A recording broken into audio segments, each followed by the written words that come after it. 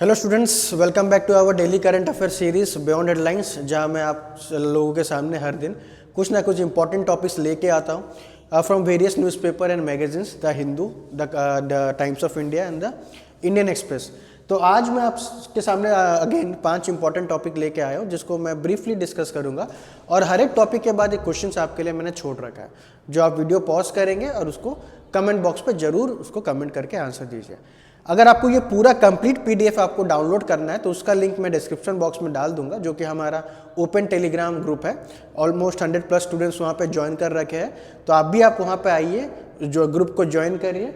और ये कंप्लीट जो पीडीएफ है, इससे पहले जितना भी पीडीएफ है plus important materials, important study materials होता है या मैगजीन्स होता है या क्लास हैंडआउट्स होता है, तो हम उस ग्रुप में डालते हैं। प्लस डेली क्विज क्वेश्चंस भी डालते हैं, तो वहाँ पे आपका प्रैक्टिस अच्छे से हो पाएगा और ये मटेरियल जो है आपको वहाँ पे इजीली एक्सेसिबल रहेगा और डाउनलोड कर सकते हैं। तो आइए, जो आज जो टॉपिक मैंने चूज़ किया है, पहले तो आज तो बहुत इंपॉर्टेंट डे है बच्चों। आज 26 नवंबर है। आज के दिन ही हमारा कॉन्स्टिट्यूशन, जो कॉन्स्टिट्यूशन असेंबली था, उन्होंने अडॉप्ट किया था हमारा constitution of India, that is नवंबर 26, 1949। ठीक है, बट जो कॉन्स्टिट्यूशन एनफोर्स हुआ था उसका डेट अलग है, वो है 26 जनवरी 1950 में एनफोर्स हुआ था। क्योंकि 26 जनवरी लोग, इसके पीछे भी बहुत हिस्ट्री है ना। हालांकि अडॉप्ट हो गया था वो 26 नवंबर को ही, बट एनफोर्समेंट वो हुआ था 26 जनवरी को। क्योंकि 26 जनवरी 1930 में जवाहरलाल नेहरू ने एक ऑब्जेक्टिव रेजोल्यूशन जो टाइप का पास किया था, दैट इज पूर्ण स्वराज। ठीक है, तो पूर्ण स्वराज रेजोल्यूशन जो पास हुआ था 1930 ऑन 26 जनवरी, इसीलिए ये डेट तक रुका गया और 26 जनवरी को चूज किया गया था हमारा कॉन्स्टिट्यूशन का एनफोर्समेंट डे। बट अगर आपसे क्वेश्चन पूछता है कॉन्स्टिट्यूशन डे कब होता है, तो बच्चों वो है 26 नवंबर, ठीक है, जो आज है इन द ईयर 1949। तो जो टॉपिक है आज का, उसको देखते हैं। Adjournment motion, amendment to the preamble, PAN 2.0 project, Atal innovation 2.0, Gelephu mindfulness city. तो अब तो जितना भी स्कीम आ रहा है सबका 2.0 वर्जन चले आ रहा है ना। तो इसमें भी आज मैंने 2 स्कीम रखा है, जिसमें 2.0 वर्जन एनहेंस्ड फीचर क्या है वो पढ़ना है। हालांकि ये स्कीम पहले से चल रहा है, बट इसका एनहेंस्ड फीचर अभी देखा जाएगा। इस 2 स्कीम में देखते हैं कि क्या एनहेंस्ड फीचर हुआ है। तो जो पहला बच्चों जो है वो है एडजर्नमेंट मोशन।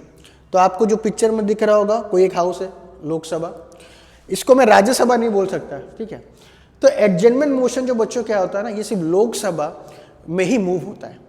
ये मोशन जो है, जब कभी भी कुछ अर्जेंट पब्लिक इंपॉर्टेंस मैटर आ जाता है सब न्यूज़ में, ठीक है, कुछ अर्जेंट पब्लिक इंपॉर्टेंस, टेररिज्म हो गया, फ्रॉड हो गया, ठीक है, स्कैम हो गया बड़ा बड़ा, तो वो मोशन उस पर डिस्कस करने के लिए जो मेंबर्स होते हैं वो लोग एक मोशन पास करते हैं, है ना। मोशन के लिए अपील करते हैं स्पीकर से कि हमें इस टॉपिक पे डिस्कशन करना, इस टॉपिक पे डिबेट चाहिए। जिस तरह ये न्यूज़ में इसलिए है, जैसे आपने सुना होगा अदानी को, एक यूएस का जो फर्म है, अदानी ग्रुप ऑफ जो कंपनीज को इंडिक्ट किया गया है, अदानी ग्रुप इंडिक्टेड हो गए। क्या बोला गया, उन्होंने क्लेम कर रहे हैं, एलिगेशन लगा रहे हैं अदानी ग्रुप पे कि अदानी ग्रुप ने बहुत ब्राइब दिया, बहुत ही बड़े अमाउंट में इंडियन सोलर जो इलेक्ट्रिसिटी होता है उनको ब्राइब देके ये एक टेंडर अदानी ग्रुप ने अपने पास अट्रैक्ट किया था या वो मिला था। तो ये जो चर्चा होता है, जब भी इस टाइप से कुछ अर्जेंट नेशनल इंपॉर्टेंस का मैटर आ जाते हैं इंडिया में, तो उनके जो लोकसभा के जो मेंबर होते हैं ना, तो वो लोग एडजर्नमेंट मोशन के लिए अपील करते हैं। किसके सामने? स्पीकर के सामने। तो जैसा मैंने पहले कहा कि एडजर्नमेंट मोशन लोकसभा में ही हो सकता है, राज्यसभा में हो नहीं सकता, क्योंकि एडजर्नमेंट मोशन अपने साथ एक सेंसर मोशन भी लाता है। सेंसर मोशन, क्योंकि जैसा आप जानते हैं राज्यसभा परमानेंट हाउस है, बट लोकसभा क्या डिसॉल्व हो सकता है। तो जैसे एडजर्नमेंट मोशन में एक एलिमेंट ऑफ सेंसर है, इसलिए एडजर्नमेंट मोशन को इंट्रोड्यूस करना या पास होना ये लोकसभा में ही हो सकता है पॉसिबल। राज्यसभा में एडजर्नमेंट मोशन का कोई भी लेना देना नहीं है। इसका कुछ क्राइटेरिया पड़ते हैं और क्यों आया, जैसे मैंने बता दिया, और क्या क्या कंडीशन है, कितने मेंबर्स चाहिए एडजर्नमेंट मोशन के लिए, कितने मेंबर्स का सपोर्ट चाहिए, कौन एडमिट करता है, क्या प्रोसीजर फॉलो होता है। आइए ये सब देखते हैं इस वीडियो में। तो पहले तो जैसे न्यूज़ में बताया, अमिट क्वेस ओवर अदानी रो बोथ हाउसेस एडजर्न। अदानी पे बहुत बड़ा एलिगेशन लगा है अदानी ग्रुप ऑफ कंपनीज ने, क्योंकि इंडिया को लाखों करोड़ों रुपया खिला रखे हैं इंडियन कंपनीज को, और ताकि वो जो सोलर एनर्जी का जो टेंडर है वो अदानी अपने पास ले रखे, ठीक है। तो एडजर्नमेंट मोशन देखिए क्या, it is adjournment motion is introduced only in Lok Sabha, ठीक है, adjournment motion introduce only in Lok Sabha to draw the attention of the house to definite matter of urgent public importance, ठीक है, खाली लोकसभा में होगा। और ये मोशन किसके लिए मूव होगा बच्चों, for only urgent national importance matter, छोटा मोटा मैटर के लिए एडजर्नमेंट मोशन के लिए वो लोग अपील नहीं करेंगे, ठीक है। Second, it involves an element of censure against the government, therefore Rajya Sabha is not permitted to make use of this device. Rajya Sabha permanent house है हमारा, अपर हाउस है वो, ठीक है। तो और ये जो एडजर्नमेंट मोशन है अपने साथ साथ एक सेंसर एलिमेंट लेके आता है। अगर एडजर्नमेंट मोशन पास हो जाता है ना लोकसभा में तो पूरा गवर्नमेंट डिसॉल्व हो जाएगा, ठीक है। तो गवर्नमेंट डिसॉल्व अगर हो जाएगा तो अगर राज्यसभा में पास होता है, राज्यसभा के मेंबर्स, तो राज्यसभा कभी थोड़ी वो हाउस डिसॉल्व होने वाला है, ठीक है। Rajya Sabha is a permanent secretariat of the parliament. Third, it is regarded as an extraordinary device as it interrupts the normal business of the house. It needs the support of that. This is the important point. जब भी adjournment motion ऐसा नहीं कि कोई भी member आके खड़ा कर दिया हमको इस मैटर में डिस्कस करना है, ये मोशन इंट्रोड्यूस करने के लिए एटलीस्ट 50 मेंबर्स लोग का सपोर्ट चाहिए, तब जाके ये मोशन इंट्रोड्यूस होगा, नहीं तो मोशन इंट्रोड्यूस होगा नहीं। Fourth, the discussion on this motion should last for not less than 2 hours and 30 minutes, 2.5 घंटा। अगर ये मोशन अगर इंट्रोड्यूस होता है तो 2.5 घंटे से कम इसको डिस्कस नहीं करेंगे, आप 2.5 घंटे से ज़्यादा डिस्कस करेंगे क्योंकि अर्जेंट पब्लिक में इंपॉर्टेंस मैटर है ना, तो 2.5 घंटे से कम ये डिस्कशन नहीं चलेगा। अगर स्पीकर चाहे तो कम कर सकता है, ठीक है, बट मैक्सिमम जो मिनिमम है ये 2 hours and 30 minutes तक डिस्कशन होना चाहिए। अब बच्चों सवाल ये होता है एडजर्नमेंट मोशन को एडमिट कौन करता है, तो एडमिट करने वाला ये मोशन को होता है speaker of the house, speaker, ठीक है, लोकसभा का स्पीकर है वो ये मोशन को एडमिट करता है। तो परमिशन 50 मेंबर्स को सपोर्ट हो गया, उसके बावजूद भी स्पीकर से आपको परमिशन लेना पड़ेगा इस मोशन पर डिस्कस करने के लिए। अगर स्पीकर आपको मना कर दिया तो आप ये मोशन इंट्रोड्यूस नहीं कर सकते, इस पे कुछ डिस्कशन नहीं हो पाएगा, ठीक है। तो ये चीज़ है, आगे बढ़ते हैं। तो ये जो है कुछ क्राइटेरिया है जो मैंने आपको कहा कि एडजर्नमेंट मोशन का किस मोशन को हम एडजर्नमेंट मोशन बोलेंगे और उस अगर वो पास होता है तो क्या होता है। देखो, तो फर्स्ट है जो raise a matter, adjournment motion में जो मैटर जो डिस्कस होगा आपका, it should be definite, factual, it should be urgent, not cover more than one matter, एक बार एक एडजर्नमेंट मोशन में एक ही मैटर डिस्कस होगा, be restricted to a specific matter, not raise a question of privilege, not revive discussion of matter that has been discuss in the same session, ठीक है, नया कुछ जो पहले से ऑलरेडी डिस्कस हो गया है तो उसको फिर आप लोग के उस मोशन में डिस्कस नहीं करें, कुछ नया कुछ स्पेसिफिक मोशन होना चाहिए। Not deal with any matter that is under adjudication of the court, obviously कुछ अगर सब जुडिस मैटर है जो कि ऑलरेडी कोर्ट में चल रहा है वो डिस्कस नहीं कर पाएंगे, ठीक है। And it should be raised on distinct motion, ठीक है, not raise any question that can be raised on distinct motion. तो ये जो adjournment motion it is very particular, very specific कि किस मोशन किस टॉपिक पे हम बात करेंगे, ठीक है, और वो टॉपिक अर्जेंट नेशनल इंपॉर्टेंस होना चाहिए, 50 मेंबर का सपोर्ट चाहिए, स्पीकर का परमिशन चाहिए, ठीक है, 2.5 घंटे से कम डिस्कशन नहीं कर सकते, प्लस वो जो है आपका it should not cover more than one matter, एक बार में एक ही मोशन, एक मैटर के लिए एक क्वेश्चन के लिए एक ही मोशन पास होगा। ये क्वेश्चन आपका बहुत इंपॉर्टेंट यूपीएससी क्वेश्चन है, इसको आप कमेंट बॉक्स पर जरूर कमेंट करिए, ठीक है। आगे बढ़ते हैं दूसरा। तो जैसा कि मैंने इंट्रोड्यूस किया था आज कॉन्स्टिट्यूशन डे है, तो एक बहुत ही इंपॉर्टेंट न्यूज़ चल रहा है अमेंडमेंट टू द प्रीएम्बल। तो इसके पीछे कोई स्टोरी बता देता हूँ बच्चों। क्या हुआ ना, एक पेटिशनर ग्रुप ऑफ पेटिशनर ने फाइल किया है कि जो हमारा जो फीचर है, जो आप जानते होंगे बहुत फेमस जो अमेंडमेंट हुआ था प्रीएम्बल में, आज तक एक ही बार वन टाइम ही अमेंडमेंट हुआ है, ठीक है, ओनली वन टाइम हमारा प्रीएम्बल अमेंड हुआ है। कब? इन 42nd अमेंडमेंट एक्ट 1976। एक ही बार बच्चों अमेंड हुआ है प्रीएम्बल, एक ही बार। क्या ऐड किया गया था?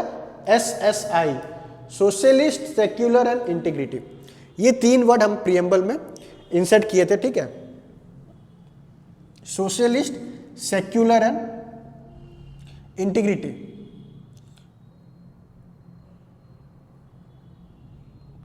ये ला, ठीक है, assume the dignity integrity of the nation. तो ये 3 चीज हम इनकॉर्पोरेट किए थे हमारा इसमें इंटीग्रिटी है कि नहीं? हाँ, ये तो इंटीग्रिटी ऑफ द नेशन, ठीक है। तो ये जो प्रियम्बल में ये जो एक ही बार अमेंडमेंट हुआ है preamble, that is on 42nd amendment act 1976, जहां पे हम इंट्रोड्यूस किए थे सोशलिस्ट, सेक्युलर एंड इंटीग्रिटी। कुछ जो बेंच ऑफ पेटिशनर उन्होंने फाइल किया कि ये जो सोशलिस्ट और सेक्युलर है ना, वो रेट्रोस्पेक्टिवली अप्लाई नहीं होगा।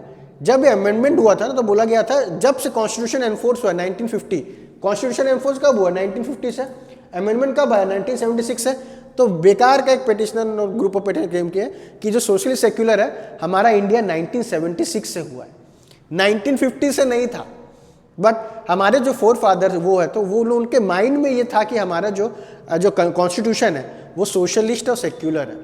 ठीक है, जैसे सेक्युलर क्या मतलब होता है बच्चों, सेक्युलर मतलब होता है आपका that the state should remain away from each and every religion of the country. State should not interfere in into any religious affair और रिलीजियस मैटर। सब स्टेट के लिए सारा रिलीजन सेम होना चाहिए। सोशलिस्ट क्या होता है, सोशलिस्ट एक आपका इकोनॉमी, एक टाइप ऑफ इकोनॉमी जहाँ पे ये जो राइट्स है सभी सिटीजन्स को, जो सोशल राइट्स है, पॉलिटिकल राइट्स है, इकोनॉमिक्स राइट है, सभी सिटीजन को सेम दिया जाएगा। ठीक है, जैसे हमारा रिपब्लिकन सोशलिस्ट इकोनॉमी है जहाँ पे हम अपने हेड को इलेक्ट करते हैं, इनडायरेक्टली इलेक्ट करते हैं, और सोशलिस्ट जो इकोनॉमी हम फॉलो करते हैं जहाँ पे सभी को एक मौका दिया जाएगा, सभी के पास अधिकार रहेगा, सभी के पास सोशलिस्ट फ्रीडम रहेगा, आपका पॉलिटिकल फ्रीडम रहेगा, इकोनॉमिक फ्रीडम रहेगा, और आपका कल्चरल फ्रीडम, सोशल जो भी सोशल फ्रीडम सब आपको रहेगा जिस तरह। और ये सोशलिस्ट इकोनॉमी बच्चों ये भी होता है कि जो कम्युनिटी का जो रिसोर्स है, ठीक है, ऑल द इंपॉर्टेंट जो कम्युनिटी का रिसोर्स है उसको सेंट्रल गवर्नमेंट को कंट्रोल करेगा, बाकी उसके साथ साथ भी प्राइवेट मार्केट लोग भी अपना रिसोर्सेज क्रिएट कर सकते हैं। जैसे हमारा सोशलिस्ट डेमोक्रेसी है ना, प्राइवेट एंटरप्राइज भी है, पब्लिक सेक्टर यूनिट्स भी है, जहाँ प्राइवेट मिक्स्ड इकोनॉमी हम फॉलो करते हैं, जहाँ प्राइवेट सेक्टर भी ग्रो करता है, गवर्नमेंट सेक्टर भी ग्रो करता है, पब्लिक पीपीपी मॉडल भी फॉलो करते हैं, जहाँ पे पब्लिक प्राइवेट मिलके भी इंडस्ट्रीज बनाते हैं। तो सोशलिस्ट ये इंश्योर करता है कि स्टेट हिंडर ना करे कोई भी पर्सन का या सिटीजन का, उनका पॉलिटिकल फ्रीडम, उनका इकोनॉमिकल फ्रीडम, ठीक है, उनका सोशल फ्रीडम। तो ये जो कुछ जो बेंच ऑफ पेटिशनर जो किए थे वो बोल रहे थे नहीं, हमारा जो ये जो फीचर है 1976 से था तो 1976 से अप्लाई होना चाहिए, 1950 से 76 हमारा कंट्री सोशली सेक्युलर नहीं था। सुप्रीम कोर्ट में ये भी कोई डिस्कशन करने का बात हुआ, तो इनको बस लाइमलाइट में आना है बोल के कर दिए लोग पेटिशन रेज। तो सुप्रीम कोर्ट बोला नहीं, it's an integral part of the जो प्रियम्बल है, ऑब्वियसली हमारा इंटीग्रल पार्ट है। LIC केस में ये डिसाइड हुआ था, केशवानंद भारती केस में भी डिसाइड हुआ था, preamble is a part of constitution. ठीक है, ये अमेंड भी कर सकते हैं। तो ये ऐसा ही बोला गया था आपका कि जो भी whether social, political, economical freedom यहाँ पे मैंने दे दिया। तो ये जो है हमारा जो सोशली सेक्युलर वो इम्बाइब था, इनबिल्ट था। ऐसा नहीं कि अमेंडमेंट के बाद हमारा कैरेक्टर जो है कॉन्स्टिट्यूशन का चेंज हुआ। अमेंडमेंट से पहले भी हमारा कंट्री रिपब्लिकन था, हमारा कंट्री सोशलिस्ट था, हमारा कंट्री सेक्युलर था। ठीक है, ना कि अमेंडमेंट होने के बाद। सुप्रीम कोर्ट के जो चीफ जस्टिस, जो नए चीफ जस्टिस है हमारे, है ना, संजीव खन्ना, उन्होंने ये स्टेटमेंट दिया है। प्लस इसके साथ साथ और एक आप याद करते हैं, प्रियम्बल जो करने का एडिट जो अमेंड करने का होता है वो दैट कवर्स अंडर आर्टिकल 368। इस आर्टिकल जो बहुत इंपॉर्टेंट है, इसको कॉन्स्टिट्यूएंट पावर ऑफ पार्लियामेंट बोलते हैं। प्रियम्बल को अमेंड खाली ये पार्लियामेंट ही कर सकता है ना, अंडर आर्टिकल 368। अभी तक सिर्फ एक ही बार हमारा प्रियम्बल अमेंड हुआ है। ठीक है, अभी फिर फिलहाल ऐसा प्रपोजल था और भी इसमें अमेंड करने का, बट अभी वो कंसिडर में नहीं है। और जो भी अगर अमेंडमेंट होगा it is open to amendment, क्योंकि हमारे कॉन्स्टिट्यूशन को क्या बोलते हैं, कॉन्स्टिट्यूशन को हम बोलते हैं it is a living document. ठीक है, हमारा कॉन्स्टिट्यूशन है, it is a living document. As change, अगर जैसा हमें चेंज चाहिए होगा, ठीक है, as per the changes we can amend our constitution as well.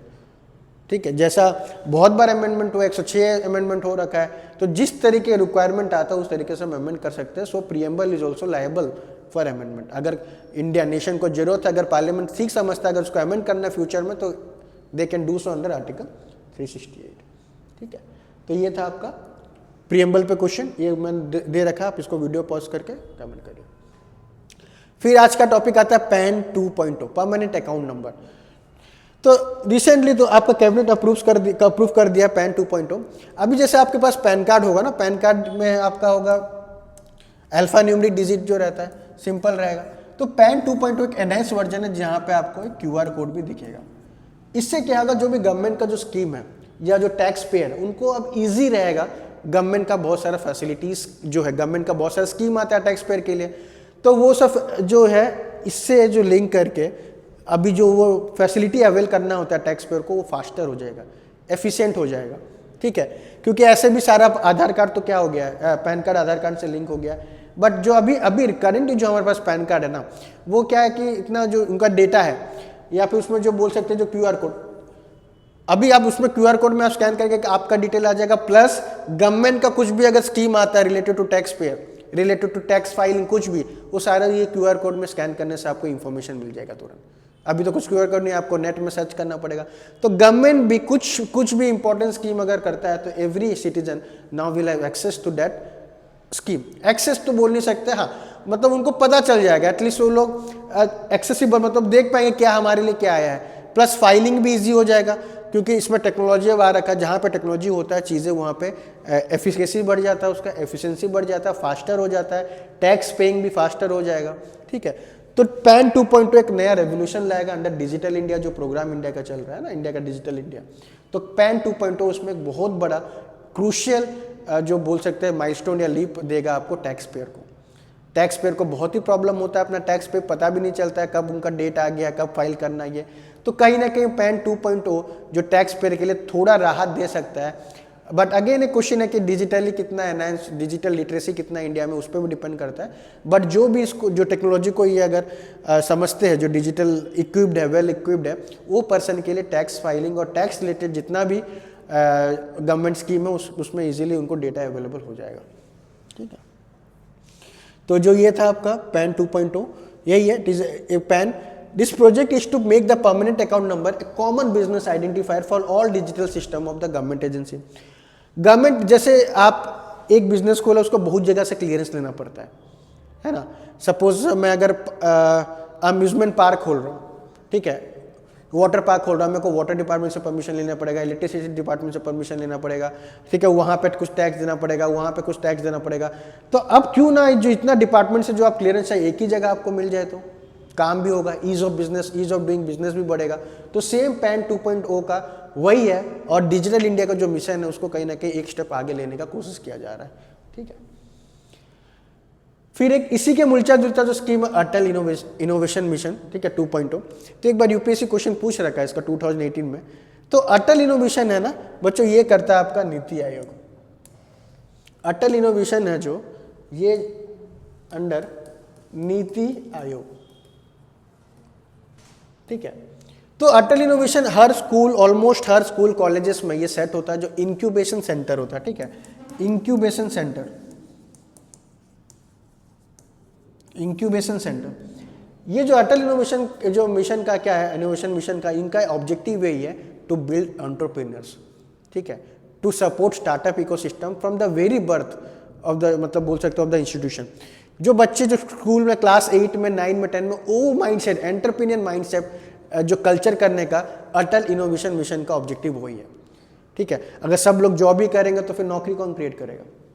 तो Atal innovation mission it focuses on innovation, it focuses on research, it focuses on development from the very beginning, from the school level itself. Class 8 से ही start होता है। School बहुत सारे school में आप देखो होंगे, जैसे केवी में जो बड़े बड़े स्कूल होते हैं, जो केवी होते हैं, उसमें एक इंक्यूबेशन सेंटर दिया जाता है बच्चों के लिए, जाके वो लोग जो प्रोजेक्ट कुछ लोग डिस्कवर करते हैं, कुछ प्रोजेक्ट पे काम करते हैं, इनोवेट करते हैं, उनको एक पर्टिकुलर रूम दिया जाएगा जहाँ पे बैठ सकते हैं, मीट कर सकते हैं, आइडिया डिस्कस सकते हैं, और आगे जाके वो स्टार्टअप का रूप भी ले लेता है। बड़े बड़े कॉलेज में इंक्यूबेशन सेंटर खोल रखा है, जहाँ पे वो लोग रिसर्च एंड डेवलपमेंट पे काम करते हैं, फंडिंग रेस करते हैं, सीड फंडिंग रेस करते हैं गवर्नमेंट से, ठीक है। तो यही मिशन का ये ऑब्जेक्टिव है कि पूरा इंडिया में एक एंटरप्रेन्योर कल्चर डेवलप कराना है फ्रॉम द वेरी चाइल्डहुड, ठीक है। ताकि हमें क्या चाहिए बच्चों, हमें चाहिए वेल्थ क्रिएटर या फिर जॉब गिवर, जॉब सीकर नहीं। क्योंकि देखो अभी पॉपुलेशन इंडिया का पूरा वर्ल्ड में ज़्यादा है ना, 140 बिलियन, मतलब 140 करोड़ से ज़्यादा पॉपुलेशन हमारे इंडिया में है। और सबसे ज़्यादा अच्छी की बात है कि यूथ पॉपुलेशन है। ये आप यूथ पॉपुलेशन अच्छा भी है और बुरा भी। अच्छा तो इसलिए चलो ठीक है, यूथ पॉपुलेशन है, ज़्यादा काम करेंगे, ज़्यादा जो टाइम तक काम, जो नारायण मूर्ति का स्टेटमेंट था ना, पूरा 7 दिन काम करना चाहिए। तो जो भी एनर्जी ज़्यादा है, सही डायरेक्शन में यूज़ करने से इकोनॉमिक ग्रोथ हो सकता है।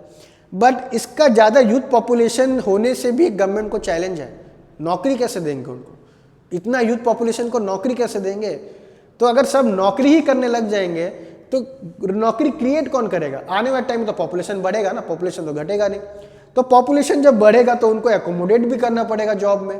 अब गवर्नमेंट पोजीशन थोड़ी खाली गवर्नमेंट जॉब ही निकलेगा, गवर्नमेंट जॉब तो बस एक समुद्र में एक बूंद के बराबर है, वो तो पूरा जितना पॉपुलेशन जितना यूथ कल्चर उसको तो फीड ही नहीं कर पाएगा।